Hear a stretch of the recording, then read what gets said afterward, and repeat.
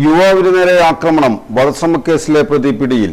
സമയക്കുറവും സാഹചര്യ പ്രശ്നങ്ങളും ഇനി ചികിത്സ തേടുന്നതിന് ഒരു തടസ്സമേയല്ല. ലാബ്സ് MHLന്റെ എല്ലാ സ്ഥാപനങ്ങളിലും ഓൺലൈൻ ഡോക്ടർ കൺസൾട്ടേഷൻ ലഭ്യമാണ്. ഇക്കൊല്ലത്തെ ഓണവും പവർ പ്ലസിനോടൊപ്പം ആഘോഷിക്കാം. എല്ലാ ഇലക്ട്രോണിക് ഉപകരണങ്ങളും വമ്പിച്ച വിലക്കുറവിൽ. Power plus, Kavilkkadavu, Kodungallur. എടവിലങ്ങ് കാര സ്വദേശി പാറശ്ശേരി വീട്ടിൽ 24 വയസ്സുള്ള രമേഷിനെയാണ് തൃശൂർ റൂറൽ ജില്ലാ പോലീസ് മേധാവി B. കൃഷ്ണകുമാർ IPSന്റെ നേതൃത്വത്തിൽ പോലീസ് അറസ്റ്റ് ചെയ്തത്.